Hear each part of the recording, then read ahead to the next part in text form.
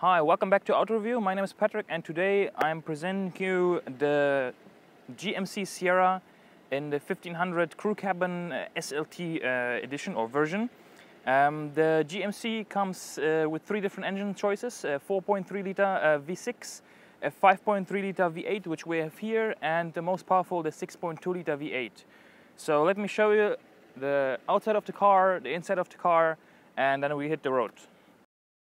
Alright, so the Sierra GMC from the interior, or from the inside.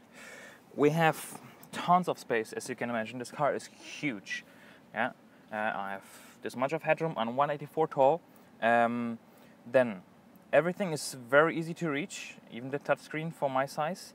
You have plenty of storage capacity in the doors for bottles. So you have two cup holders in the doors. You can store big bottles in the middle. You have a cup holder for big bottles in the middle as well. You have a huge compartment, which is really enormous. I'll show you a picture. Unfortunately, it doesn't cool, so it's not cooled. Then what we have here, steering wheel has controls for radio and the menu system as well as the cruise control. Then we have some safety features like forward collision warning, which you can do the adjustment here. We have the blind spot, not the blind spot assistant, the lane alert, which basically when you drive during on the highway and you have the lanes, obviously, if you go over, it will vibrate in the seat on the left or on the right side, which is something I haven't seen in another car so far. In addition, it indicates. For the collision warning, you have some LED lights in the front here that will display on the windshield. Then we have, for the people who tow, and this is actually the car which is made for these people, is someone who has a lot to do with towing and pulling things, as well as putting in the box in the back. It has the trailer brake control, which is operated here, and it has trailer sway control, so it helps you basically stabilizing the trailer. Then the touchscreen is an 8-inch touchscreen. Problem that I had with it is that it's faced exactly in the middle, so while driving and it's very bright, if it gets very bright outside, it's a bit difficult to read because it's not pointed towards the driver, so you cannot turn it, which would be something that would be good. All buttons are kind of chunky because they wanted to be able to be operated with gloves, so obviously we don't need gloves in Dubai, but anywhere we're in the winter. So talking about winter, we have a heated steering wheel, we have heated seats. More interesting for Dubai is we have cooled seats in 3 settings, which I have at the moment in. Problem with them is that they have the vents to get the hot air out from cooling, and they basically flow towards the rear passengers, that I'll show you in the back. Then we have a very good feature, which is that the pedals actually come up and down, so you can move them towards or away from the driver instead of getting close to the seat, which is good. Stabilization, which you've seen obviously when we did the little burnout in the beginning, you can turn it off. You have the light in the back, you have parking sensors in the front and in the back. Lane assistance active, you have a hill descent control. Basically you just engage it when you want to drive the hill, and it basically will brake the car or slow it down so you don't stop basically and don't slide. And we have hill start assistant as well. Then glove box is pretty big here. You have one here, you have one here. It's a lot of storage for your glasses in the middle. We have a power sunroof. The mirror in the middle and on the left are chromatic. They basically get darker and lighter depending on light situation outside. The infotainment system or information system is really good. One feature I really liked is it has, I'm sorry I don't have the exact term from GMC, but basically what it does, if you drive on a highway in a constant speed below 115 kilometers an hour, it will turn off 4 of the 8 cylinders, and you will drive on 4 cylinders. So it will show you only in the fuel economy mode in a dash how much, if you're driving in V4 or V8 mode, which is really good. You don't feel a difference when you drive. If you step on the accelerator or if you have to go really fast somewhere, it will kick in the other 4 cylinders and it'll go back to V8. So it switches in between without you even knowing. Only indicator is that little display on the right side. Other than that, it's very comfortable. It's you see very well when you drive in front of you. However, the problem I had with the car is it's so enormous. I have no idea where the car starts. I have no idea where the car ends. You have a rear view camera, but it's not too good. The display is a bit dark. It's not easy to see where you park, and as well, it doesn't give you the feel where you actually really are. Because if you look in the mirrors, it appears differently than from the rear view camera. And yeah, one very important feature are all the sockets in the middle. I was really amazed. You have 3 USB, 2 12 volt, 1 230 volts for anything. So if you have a drill, if you're a construction guy and you need to charge your tools, you can charge them here. Inside you have another 12 volt, another 2 USB SD card slot, and you have another 12 volt in the back center console. Okay, so let's close this one up, go in the back, and then let's go. So the GMC Sierra from the back, I see the seats are exactly adjusted to my height in the front. Look at this space. I mean, this is Rolls-Royce Phantom style, so it's really a lot of space, even if you're a bit bigger guy like me, so it's not a problem at all. We have a few spots where you can leave your stuff. So you have a cup holder on the doors. You have a lot of different divided storage spaces in the doors. I think it's like 3 different spots. You have some space to put magazines here, a little thing to put something here, a bigger one here. Then we have the 12 volts, which I told you about. We have, in this version, as the top spec version, sorry, we have 2 screens. Which are really good size. You can put a USB inside, you can put a mini SD card inside, and basically watch DVDs.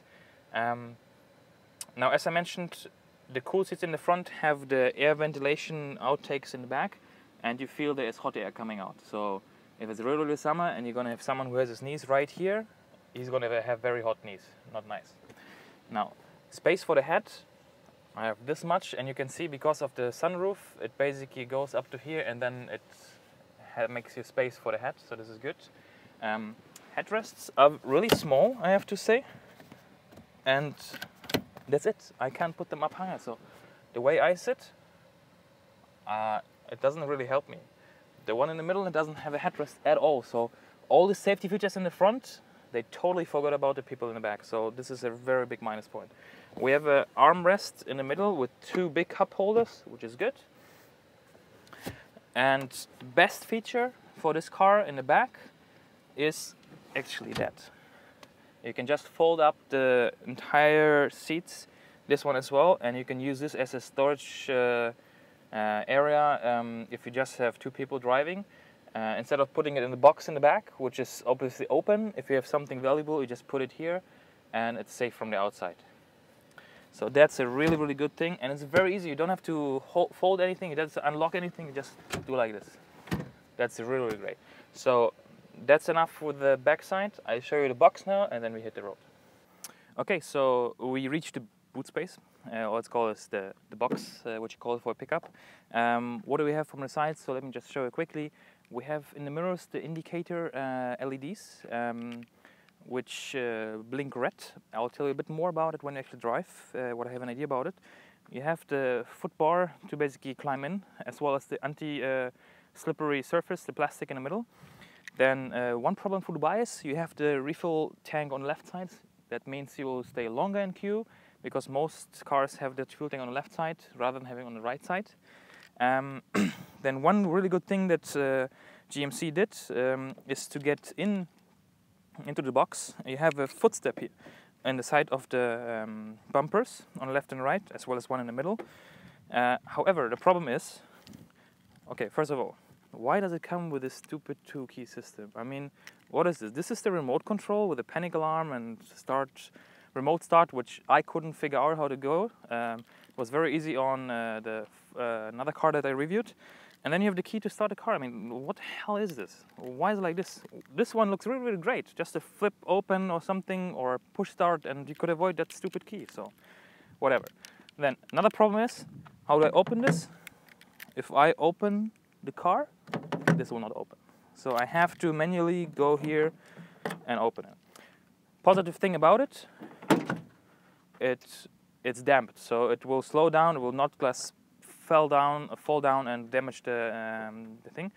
Then as you can see in this version, it doesn't have any protection for the box. So this is all metal, and you can see whoever used this before, it's all scratched already.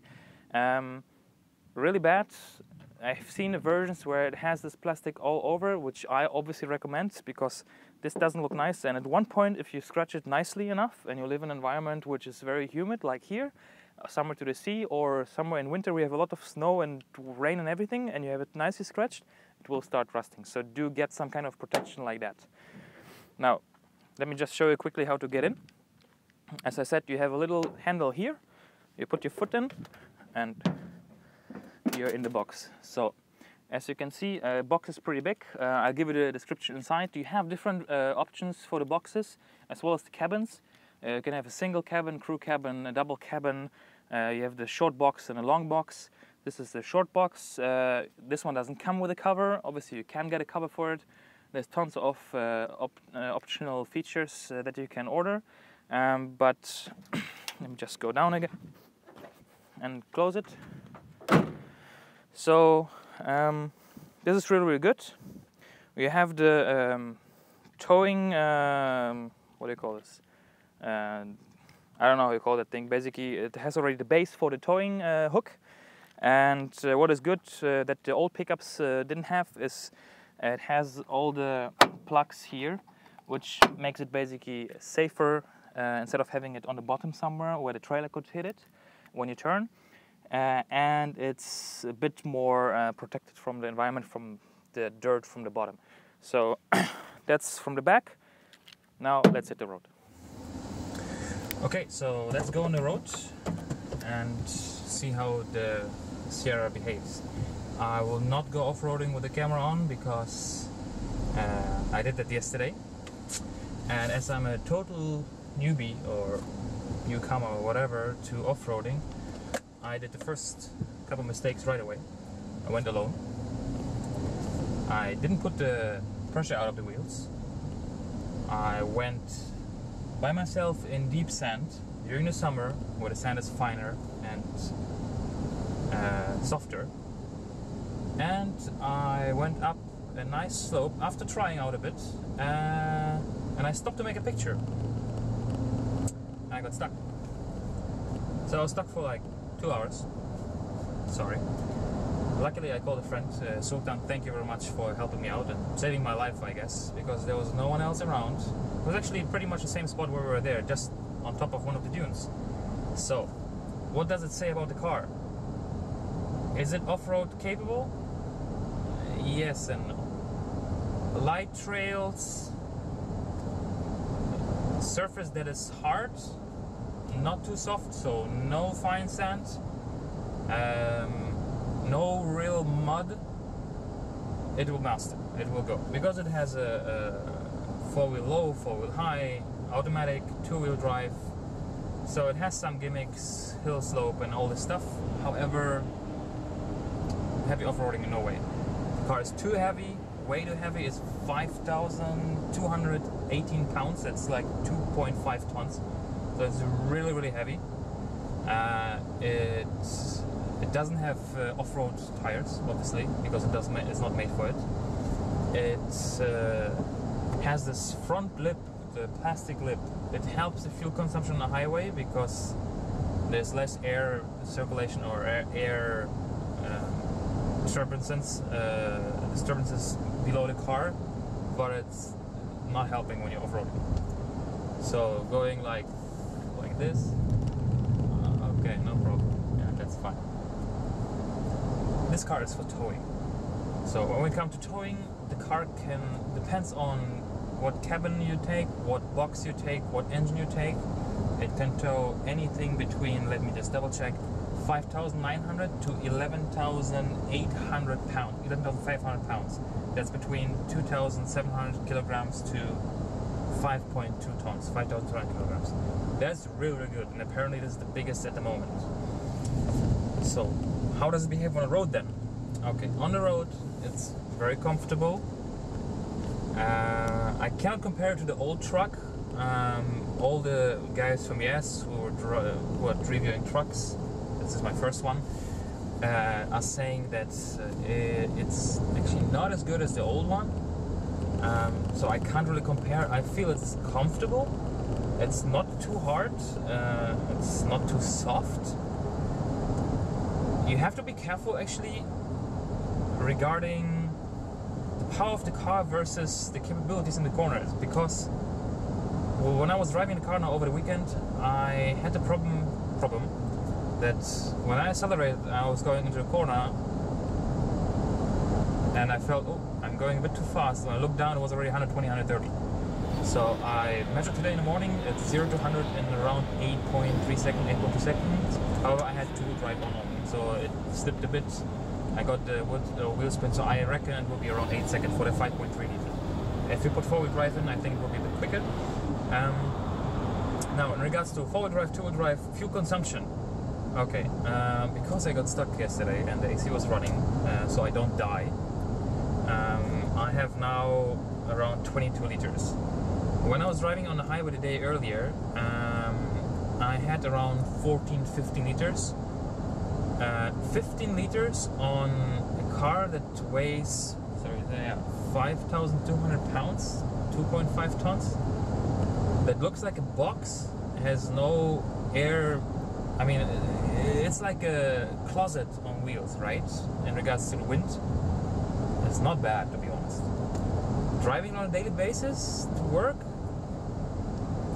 I don't know, I wouldn't. I would rather have a smaller car that uses maybe 7 liters, so half that will get me to work as well. So this is a workhorse, basically. I mean, the pickup trucks today, they have all the luxury amenities and extras built in.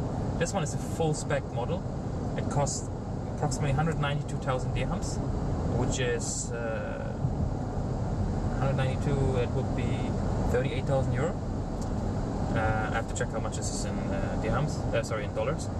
And the entry level of this one is 162,500 dirhams. This one is obviously fully equipped. You can see all the buttons are full, everything is there. Two things are missing in this car. It costs nearly 40,000 euro and it has no xenon lights, no LED main lights. It has HID lights. It looks like xenon before you turn it on, and then you're really disappointed. I was driving it in the night, and I have to say the light is not very good. I had to put the fog lights on to have some kind of illumination. Really, it felt for me at least, compared to all the other cars that I was driving xenon. So GMC, I'm not quite sure how it's with Chevy, with the Silverado.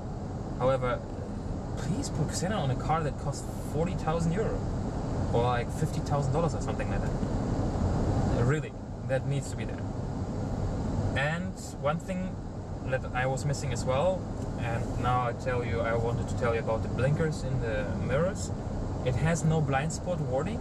It has all this collision warning. It has lane assistant. It has the LEDs already built in, so the only thing it needs is like a little radar that will do the blind spot for you. I mean, they put a little mirror there which enlarges everything, a bit of kind of a fisheye, but it doesn't really help. I mean, if I go now over the lane, it vibrates in my seat on the left side, it indicates here, great. If I go too close to the car, depends on how sensitive I adjusted it, it will warn me. So these things I'm looking for. Then one thing in regards to usage, the gear lever, it's a bit in the way when you have the remote control behind the radio where you would have in a sports car, shifting up and down. On the left you change the channels, on the right you go up for louder, down for lower. However, if you want to go to the screen, you're kind of constantly touching that lever here, so that's not really good. The box inside could be cooled, it's not. It would be great, it would be ideal, even if you can open and close it if you don't want to have cool. That is missing as well. Other than that, I really like the car. As I said, it's the first time for me to drive a pickup this size. The idea of a pickup, I understand it in the US. I understand it if you have, I mean, mostly it's in the US and Canada, I would say. Here, people using this thing to tow boats and motorcycles and off-road vehicles for the dune bashing. So in the area where I went just now, there were like a lot of people who drove a similar car like this, different brands. I saw a Chevy as well, I saw a GMC. They basically have a trailer and tow their quads and dirt bikes and stuff like this. Other than that, in Europe, I mean, you won't buy this car in Germany. It's way too heavy. It's way too much fuel consumption for that, for European comparison. It makes sense in America. In Europe, this car only would make sense with the diesel engine, because petrol is way too expensive. So, do I recommend this car? I guess if you're the person who needs a pickup truck, who needs to tow a lot, and according to my research, the GMC Sierra and the Chevrolet Silverado, which are pretty much the same car, have the highest towing capacity. And I like the thing that you can fold the seats, so it's very versatile as well. So you can use it as a daily driver, or on a weekend you put your family in. It has ISOFIX even, which is really good.